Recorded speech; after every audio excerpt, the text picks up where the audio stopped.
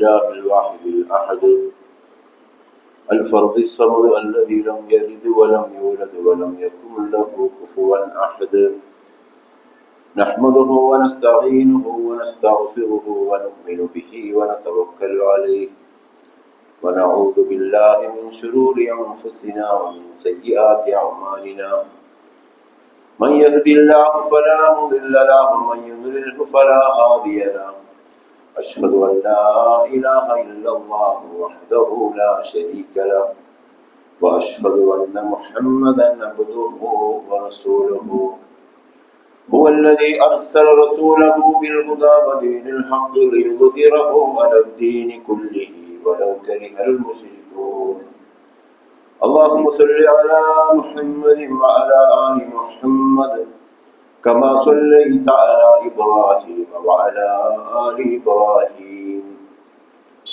وبارك على محمد وعلى آل محمد كما باركت على إبراهيم وعلى آل إبراهيم في العالمين إنك حميد مجيد أما بعد فإن خير الحديث كتاب الله وخير الهدي هدي محمد صلى الله عليه وسلم وشر الأمور محدثاتها وكل محدثة بدعة وكل بدعة ضلالة إن أريد إلا الإصلاح ما استطعت وما توفيقي إلا بالله عليه توكلت وإليه أنيب رب اشرح لي صدري ويسر لي أمري واحلل عقدة من لساني يفقهوا قولي أيها الإخوان والأخوات أوصيكم وإياي أولا بتقوى الله أعوذ بالله السميع العليم من الشيطان الرجيم بسم الله الرحمن الرحيم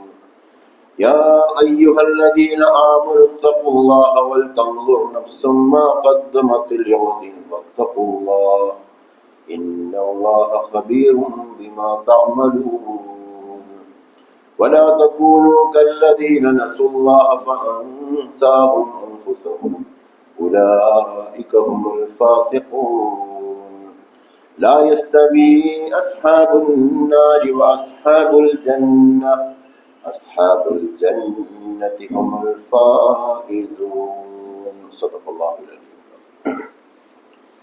അല്ലാഹുവിന്റെ ദീനിലെ സത്യവിശ്വാസികളായ സഹോദരങ്ങളെ സഹോദരികൾ, റബ്ബ് സുബ്ഹാനഹു വ തആലയുടെ വിധി വിലക്കുകൾ ജീവിതത്തിന്റെ നിഖില മേഖലകളിലും മുറുകെ പിടിച്ച് തഖ്വയോടുകൂടി ജീവിച്ച് അള്ളാഹുവിന്റെ പ്രീതി, അതായത് ശാശ്വതമായ സ്വർഗത്തിലെ തന്നെ മഹോന്നതമായ പദവി അത് നേടിയെടുക്കുന്നതിൽ തികഞ്ഞ ജാഗ്രത പുലർത്തണമെന്ന് ആദ്യം എന്നോടും അതോടൊപ്പം നിങ്ങളോടും ഓർമ്മപ്പെടുത്തുകയാണ്, വസിയത്ത് ചെയ്യുകയാണ്. ഇസ്ലാമിനെ സംബന്ധിച്ചിടത്തോളം മനുഷ്യ ജീവിതത്തിന്റെ മുച്ചൂടും എല്ലാ മേഖലകളെയും ചൂഴ്ന്നു നിൽക്കുന്ന കൽപ്പനകളും നിർദ്ദേശങ്ങളുമുള്ള ഏക മതമാണ് ഇസ്ലാം എന്ന് പറയുന്നത്. ആ അർത്ഥത്തിൽ പ്രായോഗിക ജീവിതത്തിലേക്ക് അതിനെ കൊണ്ടുവരിക എന്ന് പറയുന്നത് ഏതൊരു കാലഘട്ടത്തിലും നിർവഹിക്കപ്പെടേണ്ട ഗൗരവമുള്ള പ്രവർത്തനമാണ്. ഇത്തരം പ്രവർത്തനങ്ങൾക്ക് നേതൃത്വം കൊടുക്കുവാൻ ഓരോ നൂറ്റാണ്ടിന്റെയും ആദ്യത്തിൽ മുജദ്ദിദുകളെ വരെ നിയമിക്കും അള്ളാഹു എന്ന് പ്രവാചകൻ സല്ലല്ലാഹു അലൈഹി വസല്ലം നമ്മെ പഠിപ്പിച്ചിട്ടുണ്ട്. അതുകൊണ്ട് ജീവിതത്തിന്റെ മുഴുവൻ മേഖലകളിലും ഇസ്ലാമിനെ ഉയർത്തിപ്പിടിക്കുവാനുള്ള ആഹ്വാനം, അതിശക്തമായ ആഹ്വാനം, അതിന്റെ പ്രബോധന പ്രവർത്തനം അതാത് കാലഘട്ടത്തിൽ നിർവഹിക്കുക എന്നത് വിശ്വാസികളെ സംബന്ധിച്ചിടത്തോളം ഏൽപ്പിക്കപ്പെട്ട ഏറ്റവും വലിയ അമാനത്താണ്. അതാ അർത്ഥത്തിൽ തന്നെ കാണുവാനും പ്രയോഗവൽക്കരിക്കുവാനും എനിക്കും നിങ്ങൾക്കും സാധിക്കേണ്ടതായിട്ട് ഉണ്ട്. നമ്മുടെ കേരളത്തിൽ, പ്രത്യേകിച്ച് മറ്റു പല സംസ്ഥാനങ്ങളിൽ പോലെ വലിയൊരു തെരഞ്ഞെടുപ്പിനെ അഭിമുഖീകരിക്കുകയും അതിൽ പല ആളുകളും പ്രവചിച്ചതുപോലെ തന്നെ ഒരു കക്ഷി 100-ലേറെ സീറ്റ് വാങ്ങിക്കൊണ്ട് വിജയിക്കുകയും അതിൻ്റെ വിജയത്തിൻ്റെ ആഹ്ലാദം പങ്കുവെക്കുകയും അതുപോലെ തന്നെ പുതിയ സാരഥി ആരാകണമെന്ന ചർച്ച നടന്നുകൊണ്ടിരിക്കുകയും ഒക്കെ ചെയ്യുന്ന പശ്ചാത്തലത്തിൽ ഇതിൽ വിശ്വാസികൾക്ക് എന്ത് കാര്യമെന്ന് ചിന്തിക്കുന്ന, അല്ലെങ്കിൽ ഈമാനിനും ഇസ്ലാമിനും ഖുർആനിനും ഒക്കെ ഇതിലെന്ത് പങ്ക് എന്ന് ചിന്തിക്കുന്ന അപൂർവമെങ്കിലും ചില ആളുകൾ ഇപ്പോഴും ഉണ്ട് എന്ന് നമ്മൾ മനസ്സിലാക്കേണ്ടതായിട്ടുമുണ്ട്. മുമ്പ് കേരളത്തിലൊക്കെ ഒരു പ്രയോഗം നമ്മൾ പ്രയോഗിക്കാറുണ്ട് മലയാളത്തിൽ, പൂച്ചക്കെന്താണ് പൊന്നൊരുക്കുന്നിടത്ത് എന്ന്. ആ രീതിയിലാണ് ഇപ്പോഴും ഇത്തരം കാര്യങ്ങളെ പല ആളുകളും സജീവമായി രാഷ്ട്രീയത്തിൽ പ്രവർത്തിക്കുന്ന, 5 നേരം നമസ്കരിക്കുന്ന ദീനുള്ള ആളുകൾ ഉൾപ്പെടെ പല ആളുകളും ഇപ്പോഴും അങ്ങനെയുണ്ട് എന്നത് വളരെ കൗതുകകരമായ ഒരു കാഴ്ചയാണ്. കഴിഞ്ഞ ദിവസം KMCC-യുമായൊക്കെ ബന്ധപ്പെട്ട് സജീവമായി നേതൃത്വത്തിൽ ആരോഗ്യവും സമ്പത്തും ഒക്കെ ചെലവഴിച്ചുകൊണ്ട്, യൗവനവും ഒക്കെ ചെലവഴിച്ച ഒരു വ്യക്തിയോട് സംസാരിക്കുവാൻ സാധിച്ചു. അദ്ദേഹത്തോട് ഈ ഒരു വിഷയം ശ്രദ്ധയിൽപ്പെടുത്തി. ഇത് ഇസ്ലാമിന്റെ അടിത്തറയിൽ നിന്നുകൊണ്ടാണ് ഈ കാര്യങ്ങളൊക്കെ നമ്മൾ നിർവഹിക്കേണ്ടത്. അപ്പോഴാണ് ഇന്നല്ലെങ്കിൽ നാളെ അള്ളാഹുവിനെ നമ്മൾ കണ്ടുമുട്ടേണ്ടി വരുമ്പോൾ ഇത്തരം കാര്യങ്ങളിൽ അള്ളാഹു വിചാരണ ചെയ്യുമ്പോൾ അള്ളാഹുവെ നിന്റെ ദീനിനെ പ്രതിനിധീകരിച്ചുകൊണ്ട് ആണ്, മാത്രമല്ല ദീനിനെ പ്രതികരിച്ചുകൊണ്ട് മാത്രമാണ് ഞാൻ ഇതിലൊക്കെ ഇടപെട്ടത് എന്ന് പറയേണ്ട ഒരവസ്ഥ വരും. പറയാൻ പറ്റാതിരുന്നാൽ വലിയ നഷ്ടം തന്നെ സംഭവിക്കുന്ന ഒരു വിചാരണ നമ്മിലേക്ക് വരാനുണ്ട്. അത്തരം സന്ദർഭത്തിൽ ഉപകാരപ്രദമാവും വിധം പരിപൂർണമായും ദീനിന്റെ അടിത്തറയിൽ നിന്നുകൊണ്ട് വേണം ഇത്തരം പ്രവർത്തനങ്ങൾ നാം പ്രവർത്തിക്കുവാൻ എന്ന് വ്യക്തി സംഭാഷണത്തിൽ സൂചിപ്പിച്ചപ്പോൾ അദ്ദേഹം ഒരൊറ്റ വർത്തമാനത്തോടു കൂടി തന്നെ അതിനെ മൊത്തം തള്ളിക്കളയുന്ന ഒരവസ്ഥയാണ്. അതിന്റെ അർത്ഥം അത്തരം പാർട്ടികളിൽ എല്ലാവരും ഇന്ന് അങ്ങനെയാണെന്ന് ഞാൻ വിചാരിക്കുന്നില്ല. എന്നാലും നേതൃത്വത്തിൽ വരെയുള്ള ചില ആളുകൾ ഇപ്പോഴും അങ്ങനെ തന്നെയാണ്. അത്തരം ദീനും മറ്റുപരം കൽപ്പനകളൊന്നും ഇന്ത്യ മഹാരാജ്യത്ത് നമുക്ക് പറയാനേ പാടില്ല. അത് ഈ കാലഘട്ടത്തിൽ നമുക്ക് പറയുന്നതിനൊരു അർത്ഥവുമില്ല എന്ന് പറഞ്ഞുകൊണ്ട് അള്ളാഹു, ദീന്, ഇസ്ലാം, അള്ളാഹുവിന്റെ കൽപ്പന, അള്ളാഹുവിന്റെ വിചാരണയൊന്നും രാഷ്ട്രീയ മേഖലയിലേക്ക് നമ്മൾ കൊണ്ടുവരാൻ പാടില്ല എന്ന് ശക്തമായി തന്നെ വിശ്വസിക്കുകയാണ്. പിന്നീട് അങ്ങോട്ടൊരു വർത്തമാനത്തിന് പ്രസക്തിയില്ലാത്ത വിധം അത് പറയുന്നത് തീവ്രതയാണ്, ഭീകരതയാണ് എന്നൊക്കെ പറയുന്ന തരത്തിലേക്ക് സംസാരം നീങ്ങുകയാണ്. കുറച്ച് കാര്യങ്ങളൊക്കെ പറഞ്ഞ് സംസാരിച്ച് കേട്ടുകൊടുത്തു, ഒരുപാട് കേട്ടുകൊടുത്തപ്പോ എങ്കിലും നമ്മൾ ഇന്ന് മരിക്കുകയാണ് എങ്കിൽ ഇത്തരം പ്രവർത്തനങ്ങളിലൊക്കെ ജീവിതം മുഴുവനും അല്ലാഹുവിന് കൊടുക്കാമെന്നാണല്ലോ നമ്മൾ പറഞ്ഞിരിക്കുന്നത്. അപ്പൊ ഇത്തരം പ്രവർത്തനങ്ങളിലൊക്കെ നമ്മൾ ചെയ്യുന്ന സൽക്കർമ്മങ്ങൾ നമുക്ക് ലഭ്യമാവാതെ പോയി കഴിഞ്ഞാൽ എത്ര നഷ്ടകരമായിരിക്കും. അത് താങ്കൾ പറയുന്നത് ശരിയാണ്, നെയ്യത്തിൽ അത്തരം കാര്യങ്ങളൊക്കെ നമ്മൾ കൊണ്ടുവരേണ്ടതുണ്ട് എന്ന് സമ്മതിക്കുന്നിടത്തേക്ക് എത്തി. അൽഹംദുലില്ലാ. ഏതായാലും ഈ ഒരു ചർച്ച ഇത്തരം കാര്യങ്ങളിലൊക്കെ എന്താണ് മുസ്ലിങ്ങൾക്ക്, ഇസ്ലാമിന്, വിശ്വാസികൾക്ക്, അള്ളാഹുവിന്, ഖുർആനിനൊക്കെ എന്താണ് പങ്ക് എന്ന് ചിന്തിക്കുന്നൊരവസ്ഥ ഉണ്ട് എങ്കിൽ എത്ര ഗൗരവമാണ് വിഷയമെന്ന് നമ്മൾ ആലോചിക്കേണ്ടത്. ഇസ്ലാമിന്റെ മർമ്മം, അടിസ്ഥാനം തന്നെ തള്ളപ്പെടുന്ന ഒരു വിശ്വാസം, അല്ലെങ്കിൽ ഒരു നമസ്കാരം, അല്ലെങ്കിൽ അങ്ങനെ ചില ദിക്ർ ദുആകൾക്ക് അള്ളാഹുവിൽ എത്രത്തോളമാണ് പ്രസക്തി ഉണ്ടാവുക എന്ന് നമ്മൾ ആലോചിക്കേണ്ടത്. നമുക്കറിയാം, ഇതിന്റെ പേരിൽ വോട്ട് എല്ലാവരും ആഗ്രഹിക്കുന്നുണ്ട്, അത് ചോദിക്കുന്നു, അത് ചോദിക്കാതെയും കൊടുക്കുന്ന ആളുകളുമുണ്ട്. പക്ഷെ അതിന്റെ പേരിൽ ആ വിജയത്തിന്റെ ഭാഗമായിട്ട് വിശ്വാസി സമൂഹത്തോട് നന്ദി അറിയിക്കുന്ന, അല്ലെങ്കിൽ ഒരു താങ്ക്സ് പറയുന്ന ഒരവസ്ഥ പോലും ഇന്നില്ല. കാരണം അവർക്ക് അതിലൊരു പങ്കുമില്ല. വോട്ട് കിട്ടിയാൽ തിരക്കിടില്ല, മതം വേറെയാണ്. മതത്തിന്റെ വക്താക്കൾ എന്ന് പറയുന്നത് നമ്മുടെ നന്ദി വാക്ക് പോലും അർഹിക്കാത്ത ആളുകളാണ് എന്നാണ് പലരും വിചാരിച്ചുകൊണ്ടിരിക്കുന്നത്. കാരണം അങ്ങനെയാണ് അവരും അതിനെ കണ്ടുകൊണ്ടിരിക്കുന്നത്. യഥാർത്ഥത്തിൽ നന്ദി ആഗ്രഹിക്കാൻ പാടില്ല എന്നത് വേറെ കാര്യമാണ്. രാപ്പകൽ ഇതിനു വേണ്ടി അധ്വാനിക്കുകയും പണിയെടുക്കുകയും ചിന്തിക്കുകയും പ്രാർത്ഥിക്കുകയും ഒക്കെ ചെയ്ത് അവരുടെ കൂടെ ഭാഗമാണ് ഇതിന്റെ വിജയം. യഥാർത്ഥത്തിൽ ഈ 100-നപ്പുറമുള്ള സീറ്റ് നേടുന്നതിൽ വലിയ പങ്ക് വഹിച്ച ആളുകളാണ്. അവരെ സംബന്ധിച്ചിടത്തോളം അള്ളാഹുവിന്റെ വജ്ഹ് മാത്രമാണ് അത്തരം ഇസ്ലാമിക പ്രവർത്തകർ ഇതുവഴി ഉദ്ദേശിച്ചത് എന്നതും ശരിയാണ്. കാരണം അത് അള്ളാഹു അങ്ങനെ തന്നെ അവരോട് പറഞ്ഞിട്ടുണ്ട്. ഒരു ഏത് സൽക്കർമ്മം ചെയ്യുകയാണ് എങ്കിലും നിങ്ങൾ അള്ളാഹുവിന്റെ വജ്ഹ് മാത്രമേ നിങ്ങൾ ഉദ്ദേശിക്കാൻ പാടുള്ളൂ. അതുകൊണ്ടാണ് ഒരു അഗതിക്ക് ആഹാരം കൊടുക്കുക, അല്ലെങ്കിൽ ഒരു സദക്ക ചെയ്യുക, അല്ലെങ്കിൽ ഒരു ഭക്ഷണം ഏതെങ്കിലും ഒരു സമൂഹത്തിന് കൊണ്ട് വിതരണം ചെയ്യുക. അതൊരു പ്രഥമ പ്രവർത്തനമാണ്, പ്രാഥമികമായ പ്രവർത്തനമാണ്. അത് ദീനെ സത്യപ്പെടുത്തുകയും കളവാക്കുകയും ചെയ്യുന്നതിന്റെ മാനദണ്ഡമായി അള്ളാഹു നിശ്ചയിച്ച ഒരു വലിയ കർമ്മമാണ്. പക്ഷെ ആ കർമ്മം ചെയ്യുമ്പോൾ പോലും ഇന്നമാനുതൈമുക്കും ലിവജ്ഹില്ല, ഞങ്ങൾ ഈ പണിയൊക്കെ ചെയ്യുന്നത്, ഈ പ്രാഥമികമായി ഈ പ്രവർത്തനം പോലും ഞങ്ങൾ ചെയ്യുന്നത് ഒരേ ഒരുത്തന്റെ വജ്ഹ് മാത്രം ലക്ഷ്യം വെച്ചുകൊണ്ടാണ്. മറിച്ച് നിങ്ങളോട് ലാ നുരീദു മിൻകും ജസാഅൻ വലാ ശുകൂറ, നിങ്ങളോട് ഒരു പ്രതിഫലമോ അല്ലെങ്കിൽ ഒരു നന്ദി വാക്ക് പോലും ഞങ്ങൾ ആഗ്രഹിക്കുന്നില്ല എന്ന് പറയേണ്ടവരാണ്. കാരണം അവരുടെ പ്രതിഫലം അല്ലാഹുവിങ്കലാണ്. അത് ആ രീതിയിൽ നമ്മൾ ആലോചിക്കുമ്പോൾ ഈ വിജയത്തിന്റെ ഏറ്റവും വൻ പ്രതിഫലം നേടിയത് ഇസ്ലാമിക പ്രവർത്തകരാണ്. ഇസ്ലാമിന്റെ ഭാഗം കൂടിയാണ് ഇതല്ലെങ്കിൽ ഇസ്ലാമിന്റെ ഭാഗമായിട്ട് ആണ് നമ്മൾ ഇത്തരം കാര്യങ്ങൾ ചെയ്യേണ്ടതെന്ന് മനസ്സിലാക്കി പ്രവർത്തിച്ചവരാണ് അതിന്റെ പൂർണ്ണമായ വിജയം കൈയാളുന്നത്, നേടിയെടുക്കുന്നത്. കാരണം മറ്റുള്ളവരുടെയൊക്കെ അത് അങ്ങനെ ഒരു ഭാഗം ആക്കേണ്ടതില്ല എന്നവരുടെ പ്രതിഫലം എവിടെ അവസാനിക്കും? ഇഹലോകത്ത് അവസാനിക്കും. ഇഹലോകം ഏതാനും വർഷങ്ങൾ മാത്രമേ ഉള്ളൂ. പുതിയ നേതാക്കന്മാരാവുന്ന ആളുകളൊക്കെ 10, 60, 70, 75, 80 വരെയൊക്കെ എത്തിയ ആളുകളൊക്കെ ഉണ്ട് ലോകത്ത്. ഇത്തരം അധികാരം ഇനിയും കൊതിച്ചു നടക്കുന്ന, അതിനുവേണ്ടി ലക്ഷ്യം വെക്കുന്ന ആളുകൾ. അവരിനി ഏറിക്കഴിഞ്ഞാൽ എത്ര വർഷമാണ് അവരുടെയൊക്കെ അത് ഈ അർത്ഥത്തിൽ ഇസ്ലാമിനെ തള്ളിക്കളഞ്ഞ, മാറ്റിവെച്ച, അല്ലെങ്കിൽ മതാശയങ്ങളെ അതിൽ നിന്ന് മാറ്റിവെച്ചവരാണ് എങ്കിൽ അവരുടെയൊക്കെ ആഘോഷം ഏതാനും വർഷങ്ങൾ, ഏറിക്കഴിഞ്ഞാൽ 100 വരെയുള്ള വർഷങ്ങൾ മാത്രമാണ്.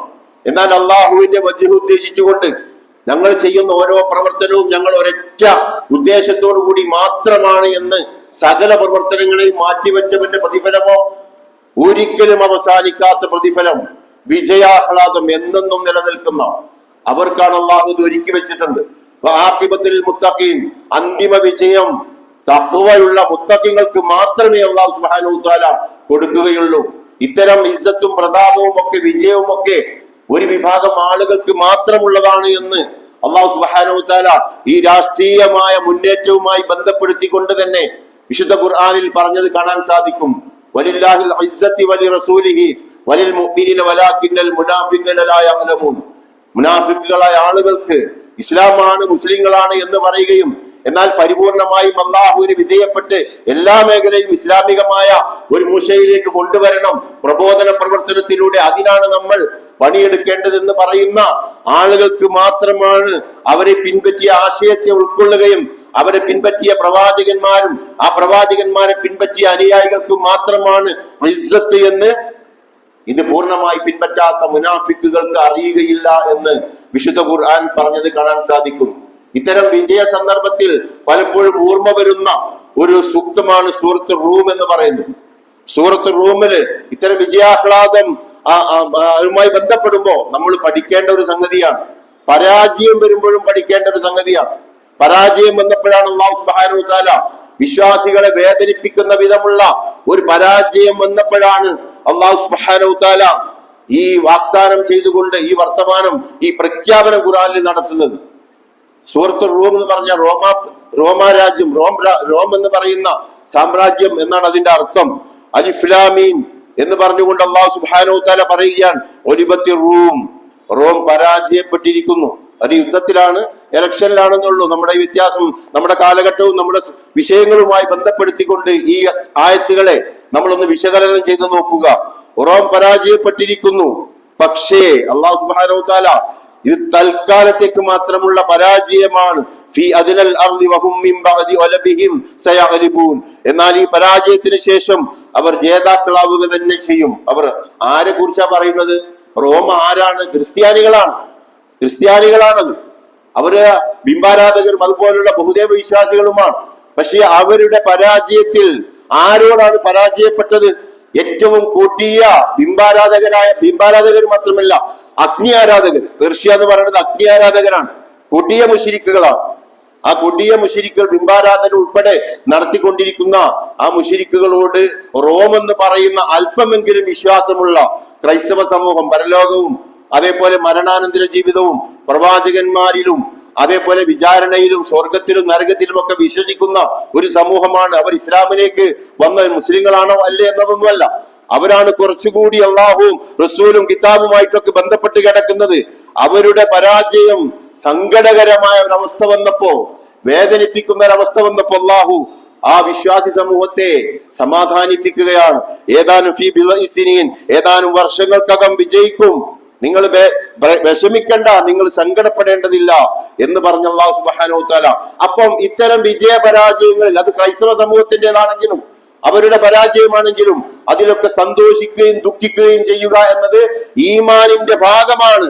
അത് അള്ളാഹു മനസ്സിലാക്കുന്നു. എന്നിട്ട് അത്തരം വിശ്വാസികളെ സമാധാനിപ്പിക്കുന്നു അല്ലാഹു സുബ്ഹാനഹു വ തആല. ഇതെന്തിന്റെ സൂചനയാണ്? ഇത് രാഷ്ട്രീയമാണ്. അവിടെ നിങ്ങൾക്ക് എന്താണ് കാര്യം? അതില് മതവും വിശ്വാസവും ഒക്കെ നടക്കുന്ന ആളുകള് അതിലൊന്നും, ആ അർത്ഥത്തിലൊന്നും മതവും വിശ്വാസവും ഇതിൽ സങ്കടപ്പെടാനും അതേപോലെ വേദനിക്കാനും വരേണ്ടതില്ല, സന്തോഷിക്കുവാനും വരേണ്ടതില്ല. ഇതൊക്കെ രാഷ്ട്രീയമല്ലേ? ഇതിലേക്ക് എന്താണ് അരാഷ്ട്രീയവൽക്കരണം നടത്തിയ ഒരവസ്ഥ മുസ്ലിം സമുദായത്തെ മുഴുവനുമായി. എന്നാൽ പ്രവാചകൻ ഒരു ഭരണാധികാരിയായിരുന്നു. ഭരണാധികാരം തുടക്കം മുതൽ ലക്ഷ്യം വെച്ച പ്രവാചകനാണ് ഇസ്ലാമിന്റെ പ്രവാചകൻ എന്ന് മനസ്സിലാക്കി കൊടുക്കുന്നിടത്ത് ഇന്ന് പലപ്പോഴും പരാജയപ്പെടുന്ന ഒരവസ്ഥ നമുക്ക് കാണാൻ സാധിക്കും. എന്നിട്ട് അല്ലാഹു സുബ്ഹാനഹു വ തആല പറയാണ്, ഈ പരാജയം ആരുടെ ഏത് മേഖലയിലുള്ള വിജയപരാജയങ്ങളും അള്ളാഹു ആണ് കേട്ടോ തീരുമാനിക്കുന്നത്. അങ്ങനെ വിശ്വസിക്കാൻ നമുക്ക് കഴിയണം. ഈ 100 ചില്ലാനം സീറ്റ് എവിടുന്ന് കിട്ടി? അത് അള്ളാഹുവിൽ നിന്ന് മാത്രമാണ് എന്ന് ഒരാൾക്ക് വിശ്വസിച്ചാൽ മാത്രമേ ഒരാൾ വിശ്വാസിയാവുകയുള്ളൂ. അല്ലാതെ ഇസ്ലാമിന്റെ വിജയം മാത്രമാണ്, ബദറിന്റെ വിജയം മാത്രമാണ് അള്ളാഹുവിൽ നിന്നുള്ളത് എന്ന് വിശ്വസിക്കുവാൻ ഇസ്ലാം അനുവദിക്കുന്നില്ല. ചെറുതും വലുതുമായ സകല വിജയപരാജയങ്ങളും അള്ളാഹുവിൽ നിന്ന് മാത്രമാണ് എന്ന് വിശുദ്ധ ഖുർആൻ ഇതാ പറയുന്നു. ലില്ലാഹിൽ അംറു മിൻ ഖബ്ലു വ മിൻ ബഅദ്. ഇനിയുള്ള കാലഘട്ടത്തിലും വിജയപരാജയം പരിപൂർണമായും അള്ളാഹുവിൽ നിന്നുള്ളതാണ്. ആ അർത്ഥത്തിൽ അള്ളാഹു പറയുമ്പോ ഇതൊക്കെ ഇസ്ലാമുമായി ബന്ധപ്പെട്ടാണ് കിടക്കുന്നത് എന്ന് നമ്മൾ മനസ്സിലാക്കേണ്ടതുണ്ട്. മാത്രമല്ല അള്ളാഹുവിന് ചില നടപടിക്രമങ്ങളുണ്ട്. അള്ളാഹു തന്നെയാണ് ഇതൊക്കെ കൊണ്ടു നടക്കുന്നത് എന്ന് വിശുദ്ധ ഖുർആൻ രാഷ്ട്രീയ ഏത് മേഖലയിലാണെങ്കിലും അള്ളാഹുവാണ് ഇതൊക്കെ കൊണ്ടു നടക്കുന്നത് എന്ന് ഒരുപാട് ആയത്തുകൾ നമ്മളോട് വിളിച്ചു പറഞ്ഞുകൊണ്ടിരിക്കുന്നുണ്ട്. സൂറത്തുൽ ഹജ്ജ് 40-ാമത്തെ ആയത്തിൽ നമുക്ക് കാണാൻ സാധിക്കും, വലൗലാ ദഫഉല്ലാഹിൻ നാസി ബഅ്ലഹും ബിബഅ്ലിൻ ലഹുദ്ദിമത് സവാമിഉ വബിഉം വസലാവാത്തു വമസാജിദു യുദ്കുറ ഫീഹാ ഇസ്മുല്ലാഹി കസീറ. അള്ളാഹു ജനങ്ങളിൽ ഒരു വിഭാഗത്തെ മറ്റൊരു വിഭാഗത്തെ കൊണ്ട് പ്രതിരോധിച്ചു കൊണ്ടിരിക്കുന്നില്ല എങ്കിൽ, പ്രതിരോധിച്ചുകൊണ്ടിരിക്കുന്നില്ലായിരുന്നുവെങ്കിൽ അള്ളാഹുവിന്റെ നാമം ധാരാളമായി ഭജിക്കുന്ന, അതായത് സ്മരിക്കുന്ന മഠങ്ങളാണ് ആദ്യം പറയുന്നത്. മഠങ്ങള് ഓരോ വിഭാഗത്തിന്റെ, ഒരു മഠങ്ങൾ എന്ന ഒരു വിഭാഗത്തിന്റെ, അതേപോലെ ചർച്ചുകള്, ക്രൈസ്തവ അതേപോലെ ജൂതന്മാരൊക്കെയുള്ള ചർച്ചുകളാണ് പറയുന്നത്. അതേപോലെ മുഴുവൻ പ്രാർത്ഥനാലയങ്ങളും പള്ളികൾ പിന്നെ പറയും, ലാസ്റ്റ് പറയും, പള്ളികളും തകർക്കപ്പെട്ടു പോകുമായിരുന്നു. അള്ളാഹുവിന്റെ നടപടിക്രമമാണ് ഇതൊക്കെ. ഒരു വിഭാഗത്തെ മറ്റൊരു വിഭാഗത്തെ കൊണ്ട് പ്രതിരോധിക്കുക. കേരളത്തിൽ ഉൾപ്പെടെ സംഭവിച്ചത് എന്താണ്? ഫാസിസം എല്ലാ അർത്ഥത്തിലും ഒരു വിഭാഗം ആളുകളെ, പ്രത്യേകിച്ച് ന്യൂനപക്ഷ വിഭാഗങ്ങളെ രാജ്യത്തിൽ നിന്ന് തകർത്ത് എറിയാൻ വേണ്ടി ശ്രമം നടത്തിക്കൊണ്ടിരിക്കുമ്പോൾ അവർക്ക് ഉതകുന്ന രീതിയിലുള്ള ചൂട്ടുപിടിച്ചു കൊടുക്കുന്ന വിഭാഗം. വിശുദ്ധ ഖുർആൻ ഇതിനെ കുറിച്ച് പറഞ്ഞത് എന്താണ്? അൽ ഫിത്നതു അശദ്ദു മിനൽ ഖത്ൽ. ഇത്തരം ഫിത്നകൾ വർഗീകരിച്ചുകൊണ്ട് പരസ്പരം ഛിന്ന ഭിന്നമാക്കുന്ന അയൽപക്ക ബന്ധങ്ങളെയും മനുഷ്യബന്ധങ്ങളെയും സമുദായ ബന്ധങ്ങളെയും ഒക്കെ തകർക്കുന്ന പ്രവർത്തനമുണ്ടല്ലോ, വർഗീയത.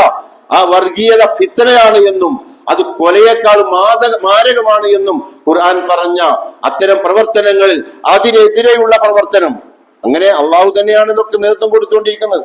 അല്ലെങ്കിൽ എന്ത് സംഭവിക്കുമായിരുന്നു? മഠങ്ങളും ചർച്ചുകളും അതേപോലെ പള്ളികളൊക്കെ തകർക്കപ്പെടുമായിരുന്നു. ഫാസിസം എന്ന് അതാണ് ചെയ്യാൻ പോകുന്നത്. ക്രൈസ്തവ ആരാധനകൾ ഉൾപ്പെടെ ടാർഗറ്റ് ചെയ്തുകൊണ്ട് തകർക്കുവാനും വ്യത്യസ്തമായ രീതിയിൽ പ്രത്യേക വിഭാഗത്തെ ആയിരക്കണക്കിന് പള്ളികൾ വരെ ലക്ഷ്യം വെച്ചുകൊണ്ട് വരുന്ന ഒരു വിഭാഗം ആളുകളെ പിടിച്ചു കെട്ടുവാൻ വേണ്ടിയുള്ള ഒരുമിക്കുക എന്ന പ്രവർത്തനം വിശുദ്ധ ഖുർആനിന്റെ അടിത്തറയിലുള്ളതാണ്. അള്ളാഹു ചെയ്യുന്ന പ്രവർത്തനമാണ്. അവിടെ അള്ളാഹുവിന്റെ സഹായികളായി മാറണം. അള്ളാഹു നേരിട്ട് വന്നിട്ട് അങ്ങോട്ട് കാര്യങ്ങളല്ലല്ലോ ചെയ്യുന്ന രീതിയല്ലല്ലോ അള്ളാഹുള്ളത്. അവിടെ അള്ളാഹുവിന്റെ സഹായിയായി മാറുക എന്ന് പറയുന്നത് ഏറ്റവും വലിയ ഇബാദത്താണ്. ഈ മേഖലയൊന്നും ഒക്കെ രാഷ്ട്രീയമാണ്, അതിലേക്കൊന്നും മതവും വിശ്വാസവും പരലോകവും മരണവുമായിട്ട് വരല്ല എന്ന് പറഞ്ഞു കഴിഞ്ഞാൽ അവന്റെ സ്ഥിതി എന്തായിരിക്കും? അവൻ ആ മഠങ്ങൾ, തകർക്കപ്പെടുന്ന മഠങ്ങളും അതുപോലുള്ള തകർക്കുന്ന ആളുകളുടെ കൂട്ടത്തിലാണ് അള്ളാഹുവിന്റെ ലിസ്റ്റിൽ പെടുക. നേരെ മറിച്ച് സംരക്ഷിക്കുക എന്നത് അള്ളാഹുവിന്റെ രീതിക്രമമാണ്. അതുകൊണ്ട് അള്ളാഹുവിന്റെ ഭാഗത്ത് ഞാനുണ്ട്, അള്ളാഹു നടപ്പാക്കുന്ന അതിന്റെ വലം കൈയായി നീ എന്നെ മാറ്റിത്തരണേ എന്ന് പ്രാർത്ഥിക്കുകയും പണിയെടുക്കുകയും ചെയ്യുക എന്ന് പറയുന്നത് അള്ളാഹുവിന്റെ കക്ഷിയായി മാറലാണ്. ഇത്തരം കാര്യങ്ങളിൽ നിങ്ങൾ അള്ളാഹുവിനെ സഹായിച്ചു കഴിഞ്ഞാൽ ഇൻ തൻസുറുല്ലാഹ യൻസുറുക്കും വയുസബ്ബിതു അഖ്ദാമക്കും, നിങ്ങൾ എന്നെ സഹായിച്ചാൽ ഞാൻ നിങ്ങളെ സഹായിക്കുക മാത്രമല്ല, നിങ്ങളെ സഹായിക്കുമെന്ന് മാത്രമല്ല, നിങ്ങൾക്ക് അടിയുറപ്പ് നൽകും. ഇവിടെ ഒരു പള്ളിയും ഇനി പൊളിക്കപ്പെടരുത്, ഒരു ചർച്ചും ഇന്ന് അക്രമത്തിന് വിധേയപ്പെടരുത്, ഒരു മഠങ്ങളും ഒരർത്ഥത്തിലും അതിക്രമത്തിന് വിധേയപ്പെടാൻ പാടില്ല. അതുകൊണ്ട് റബ്ബേ നിന്റെ ഭാഗത്ത് ഞാനിതാ എന്ന് പറഞ്ഞാണ് ഇലക്ഷൻ ആണെങ്കിലും പ്രചരണമാണ് എങ്കിലും അതിന്റെ റിസൾട്ടിന്റെ ആഘോഷമാണ് എങ്കിലും ഒരു വിശ്വാസി അതായി മാറണം. നീയത്തില്ലെങ്കിൽ ഒരു കാര്യമുള്ള സ്വീകരിക്കൂല. എല്ലാ കർമ്മങ്ങളും നെയ്യത്തനുസരിച്ചാണ്. ഈ ഒരു നെയ്യത്ത് പാടില്ല എന്ന് പഠിപ്പിക്കപ്പെടുന്നുണ്ട് എങ്കിൽ തിരുത്തണം. അതാണ് അള്ളാഹുവിനുള്ള നന്ദി എന്ന് പറയുന്നത്. ഇവിടെ ഒരു നെയ്യത്ത്, അതുകൊണ്ടാണ് അള്ളാഹു സുബ്ഹാനഹു വ തആല ഇത്തരം പള്ളികൾ ഉൾപ്പെടെ തകർക്കപ്പെടുമായിരുന്നു. അതുകൊണ്ട് അള്ളാഹു സുബ്ഹാനഹു വ തആല പറയുന്നു ഈ കാര്യത്തിൽ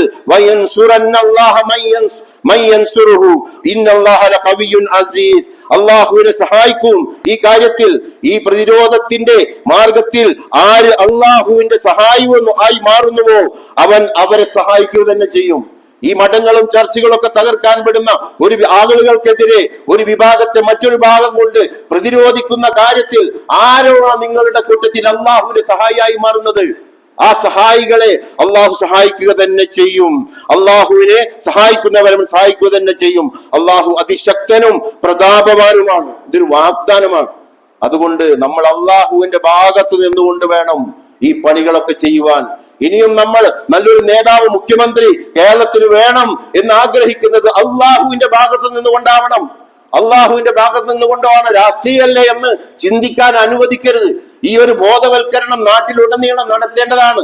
കാരണം ഇന്നല്ലെങ്കിൽ നാളെ ഈ രാഷ്ട്രീയമല്ലേ എന്ന് വേർതിരിച്ച് അതിൽ നിൽക്കുന്ന ഒരു മനുഷ്യൻ അവിടെ വെച്ച് തന്നെ ആ രീതിയിൽ തന്നെ മരണപ്പെട്ടു പോയാൽ എത്ര വലിയ നഷ്ടമാണ് മനുഷ്യൻ അനുഭവിക്കാൻ പോകുന്നത്, അല്ലെങ്കിൽ എത്ര വലിയ നേട്ടമാണ് അദ്ദേഹത്തിന് കിട്ടാതെ പോകുന്നത്. അതുകൊണ്ട് ഈ ഒരു വേദന, അതുകൊണ്ട് നിങ്ങൾ സഹായിക്ക്. ഈ ഒരു യാഥാർത്ഥ്യബോധം, അള്ളാഹുവിൽ നിന്നാണ് സകല വിജയവും, അത് അള്ളാഹുവിൽ നിന്നാണ് പരാജയവും. അള്ളാഹു അല്ലാത്ത ഒരുത്തിൽ നിന്ന് ഒരു കണിക പോലും വിജയമോ പരാജയമോ ഇല്ല.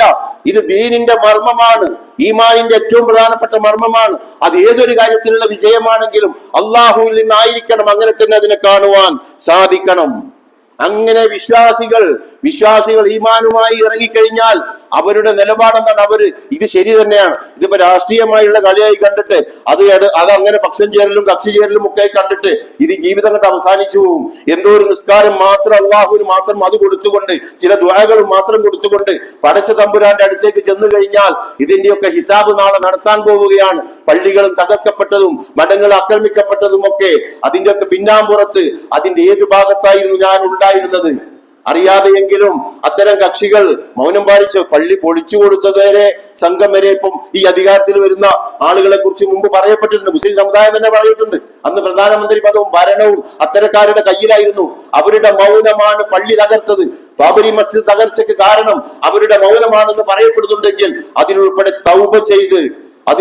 തൗബ ചെയ്ത് വരുന്നവരായിരിക്കണം. അങ്ങനെയുള്ള കക്ഷികളായിരിക്കണം ഞാനും നിങ്ങളും. അത് തൗബ ചെയ്യൽ എങ്ങനെയാണ്? തിരുത്തിക്കൊണ്ട് തന്നെയാണ്. ആ പള്ളിക്ക് വേണ്ടി ഉൾപ്പെടെ നിയമനിർമ്മാണങ്ങളും കാര്യങ്ങളും തിരിച്ച് അതിന്റെ പുനഃസ്ഥാപനവും ഒക്കെ ലക്ഷ്യം വെക്കുന്നിടത്തേക്ക് അത് തിരിച്ചു വരുമ്പോഴാണ് യഥാർത്ഥ വിശ്വാസ തൗബയായി മാറുന്നത്. എന്നിട്ട് അല്ലാഹു സുബ്ഹാനഹു വ തആല പറയുന്നു തൊട്ടടുത്ത ആയത്തിൽ 40 സൂറത്ത് ഹജ്ജിലെ 40-ാമത്തെ ആയത്തിലാണ് ഞാൻ ഈ പറഞ്ഞത് എങ്കിൽ 41-ാമത്തെ ആയത്തിൽ അല്ലാഹു പറയുന്നു അങ്ങനെ ഇവർ അവസാനം എന്തായി മാറും? അള്ളാഹുവിന്റെ ഭാഗത്ത് നിന്ന് അള്ളാഹുവിന്റെ സഹായികളായി ഏതൊരു കാര്യത്തിലും ഇടപെടുന്നവരായി മാറി. അങ്ങനെ അവർ മുന്നോട്ട് വന്നു കഴിഞ്ഞാൽ അല്ലദീന ഇൻ മക്കന്നാഹു ഫിൽ അർദ്, അവർക്ക് ഭൂമിയിൽ നാം ആധിപത്യം നൽകും. അള്ളാഹുവിന്റെ പക്ഷത്ത് നിന്ന് ഈ പ്രതിരോധ നിരയെ അള്ളാഹു സുബ്ഹാനഹു വ തആല ഇനി ഒരു പള്ളിയും ആക്രമിക്കപ്പെടാത്ത കോലത്തിൽ, ഒരു പെണ്ണിനും ഒന്നിനെയും ഭയപ്പെടേണ്ടതില്ലാത്ത കോലത്തിൽ, ഒരാട്ടിൻകുട്ടിക്ക് പോലും ചെന്നായല്ലാതെ ഭയപ്പെടേണ്ടതില്ലാത്ത കോലത്തിൽ അള്ളാഹു സുബ്ഹാനഹു വ തആല അവരെ വളർത്തി വളർത്തി വളർത്തി പ്രവാചകരെയും സഹാബികളെയും വളർത്തിയതുപോലെ ലോകത്തുടനീളം, ഏതെങ്കിലും രാജ്യത്ത് മാത്രമല്ല, ആ ലോകത്തുടനീളം അള്ളാഹു സുബ്ഹാനഹു വ തആല അവരെ വളർത്തും. അങ്ങനെ പ്രതിരോധ നിരയിൽ അള്ളാഹുവിനോടൊപ്പം നിന്ന് നിങ്ങൾ നിൽക്കുന്നുവെങ്കിൽ അല്ലദീന ഇൻ മക്കന്നാഹും ഫിൽ അർദ്, അവർക്ക് ഞാൻ ആധിപത്യം നൽകും. അങ്ങനെ അവർക്ക് ആധിപത്യം ലഭിച്ചു കഴിഞ്ഞാൽ അവരെന്ത് ചെയ്യും? അവർക്കും. അതുകൊണ്ടാണ് അള്ളാഹു സുബ്ഹാനഹു വ തആല ഫീ ബിളഇ സിനീൻ, ഏതാനും വർഷം റോമ വിജയിക്കും. ആ വിജയിക്കുന്ന ദിവസം തന്നെ ആ സത്യവിശ്വാസികളും സന്തോഷം കൊള്ളും.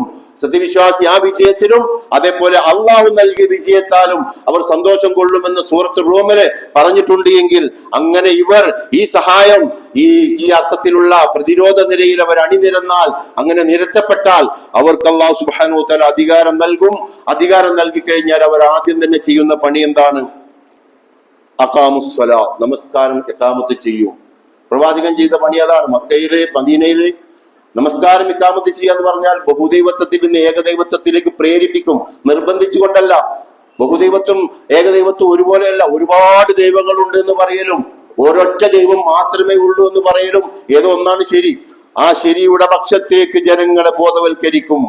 അവർക്കെങ്ങാനും നാം ഭൂമുഖത്ത് അധികാരം നൽകി കഴിഞ്ഞാൽ അവർ അഖാമുസ്സലാ, നമസ്കാരം ഇഖാമത്ത് ചെയ്യും. വആതുസ്സക്കാ, അതിനുവേണ്ടി അവർ സക്കാത്തിലേക്ക് പ്രവേശിക്കും. എന്നിട്ട് ജാതി മത ഭേദമന്യേ മനുഷ്യരുടെ മുഴുവനും ദാരിദ്ര്യവും പ്രയാസവും പട്ടിണിയും ഒക്കെ അവർ തുടച്ചു നീക്കുന്ന ഒരവസ്ഥയിലേക്ക് അവർ വരും. ജാതി മതമൊന്നുമില്ല സക്കാത്തിന്. അതുകൊണ്ടാണ് പണ്ഡിതന്മാര് പറഞ്ഞിരിക്കുന്നത്, 8 അവകാശികളില് അത് ഫക്കീർ മിസ്കീൻ എന്ന അറബി വാക്കാണ്. അത് ഹിന്ദു ഫക്കീർ, ക്രിസ്ത്യാനി ഫക്കീർ എന്നൊന്നും അല്ല, മുസ്ലിം ഫക്കീർ എന്നൊന്നും വേർതിരിച്ചിട്ടില്ല. അതുകൊണ്ട് 8 അവകാശികളുടെ കൂട്ടത്തിലും ഇതര സമൂഹത്തെ പെടുത്താം. അങ്ങനെ റസൂൽ പെടുത്തിയിട്ടുണ്ട്.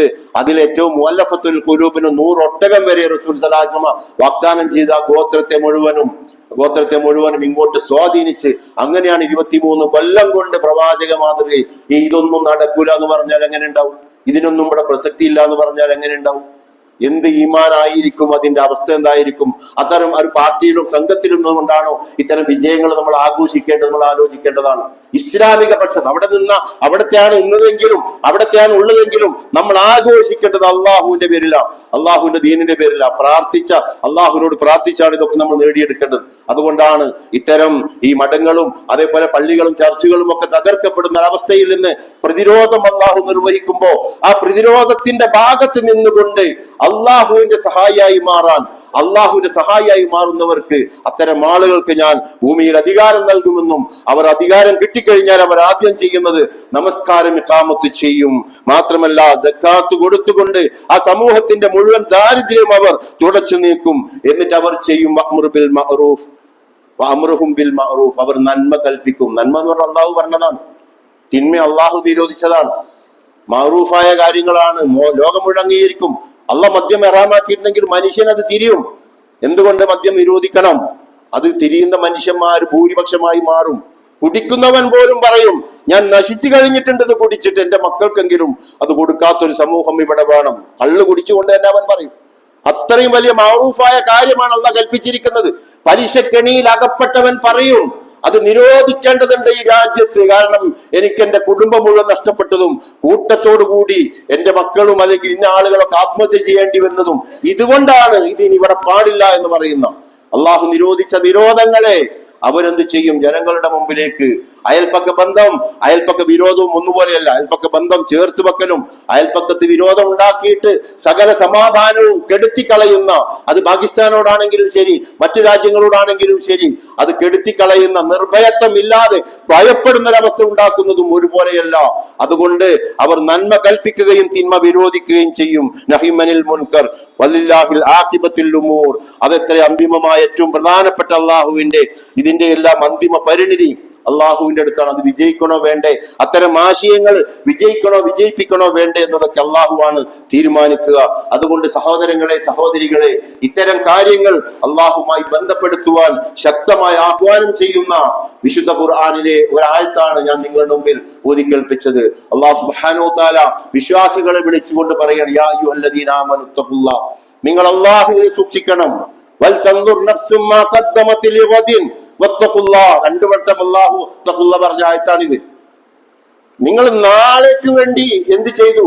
രാഷ്ട്രീയ മേഖലയാണ്, അപ്പൊ നാളെയും പരലോകമൊന്നും അവൾക്ക് വേണ്ടതില്ല എന്ന് വെക്കരുത്.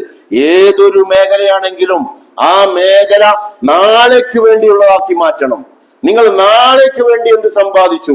ഇന്നങ്ങ് മരിച്ചു കഴിഞ്ഞാൽ വൻ പ്രതിഫലം നേടുമെന്ന് ഉറപ്പാക്കിക്കൊണ്ടല്ലാതെ ഒരിടപാട് നിങ്ങൾ നടത്തരുത്. അതിനു വേണ്ടിയിട്ടല്ലാതെ സൃഷ്ടിച്ചിട്ടില്ല.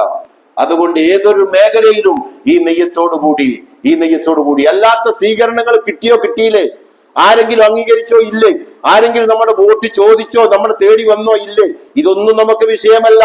നമ്മൾ നാളെ പരലോകത്ത് എനിക്ക് പ്രതിഫലം എവിടെ കിട്ടും, എങ്ങനെ, ആരുടെ കൂട്ടത്തിൽ ചേർന്നാലാണ് എന്റെ പരലോകം ധന്യമാവുക, എന്റെ മരണം മുതൽ ധന്യമാവുക, അവിടെ ഞാൻ ഉണ്ടാവും. ഞാൻ അവിടത്തുകാരനാണ്.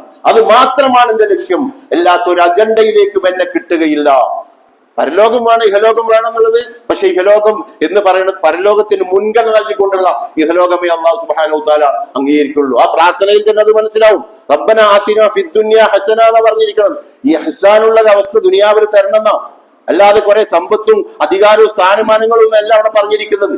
മറിച്ച് ഇഹ്സാനുള്ള ഒരു അവസ്ഥ ഞങ്ങൾക്ക് തരണം, ഉയർന്നു നിൽക്കുന്ന ഒരു പൊസിഷൻ. മുത്തഖീന ഇമാമ വജഅൽനാ ലിൽ മുത്തഖീന ഇമാമ. മുത്തഖീങ്ങൾ മാത്രമായാൽ പോരാ, അതിന്റെ ഇമാമത്ത് ഞങ്ങൾക്ക് തരണം ഈ ലോകത്ത്. വഫിൽ ആഖിറതി ഹസനതൻ വഖിനാ അദാബന്നാർ. പരലോകത്ത് ഉയർന്ന ഒരവസ്ഥ, ഇഹ്സാനുള്ള ഒരവസ്ഥ, അതാണ് ജന്നാത്തുൽ ഫിർദൗസ് എന്ന് പറയുന്നത്. നരക വിമുക്തി ഞങ്ങൾക്ക് പ്രദാനം ചെയ്യണം. ഈ ഉദ്ദേശത്തോടു കൂടിയല്ലാതെ ഒരു ആഘോഷത്തിലും പങ്കെടുക്കുവാനോ ഒരു അഭിപ്രായം പറയുവാനോ പാടില്ല. വിശ്വാസിക്ക് പാടില്ല. കാരണം അവൻ 5 നേരം പ്രതിജ്ഞ ചെയ്യുകയാണ്. ഇന്ന സ്വലാത്തി വനുസുക്കി വമഹ്യായ വമമാതി ലില്ലാഹി റബ്ബിൽ ആലമീൻ. ഈ ആശയം അത് ശരി തന്നെയാണോ എന്ന് അന്വേഷിക്കൂ, ഞാനും നിങ്ങളും.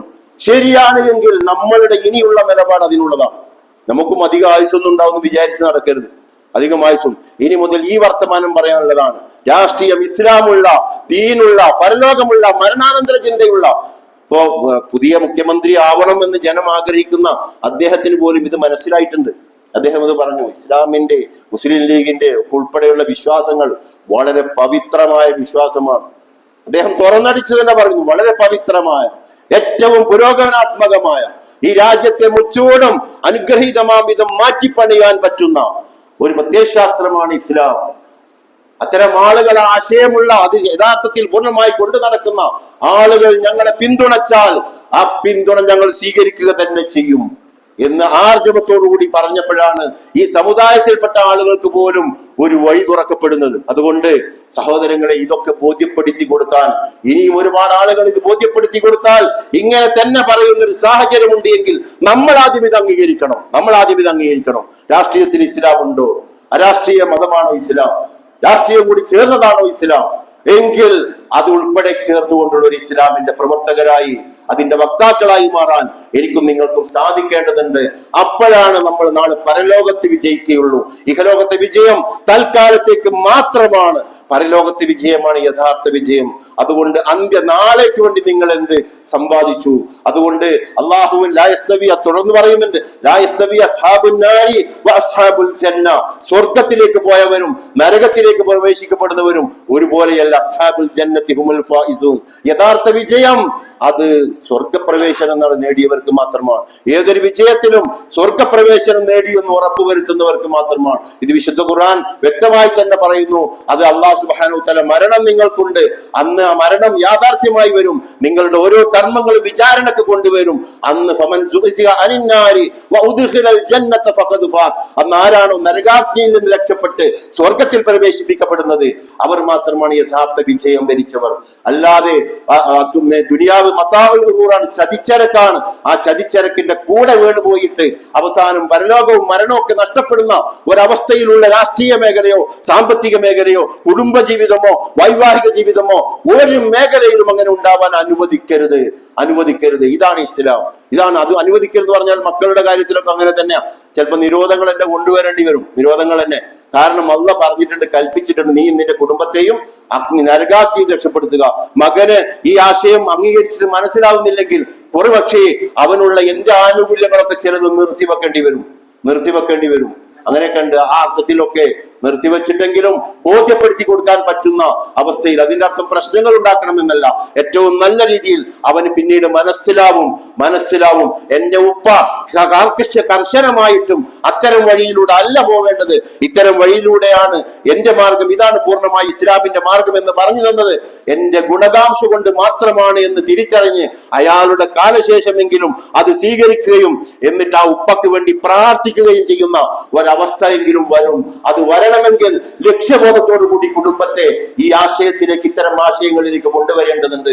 അള്ളാഹു സുബ്ഹാനഹു വ തആല എല്ലാ അർത്ഥത്തിലും ഏതൊരു സംഗതിയെയും അള്ളാഹുവിന് വിധേയപ്പെടുത്തപ്പെട്ട ഒരവസ്ഥയിൽ അതിനുവേണ്ടി പണിയെടുക്കുന്ന ഒരവസ്ഥയിൽ എത്തിപ്പെടുന്ന വിശ്വാസികളുടെ കൂട്ടത്തിൽ നമ്മളെ എല്ലാവരെയും ഉൾപ്പെടുത്തി അനുഗ്രഹിക്കുമാറാവട്ടെ. അഖൂലു ഖൗലി അസ്തഗ്ഫിറുല്ലാഹ ലി വ ലക്കും.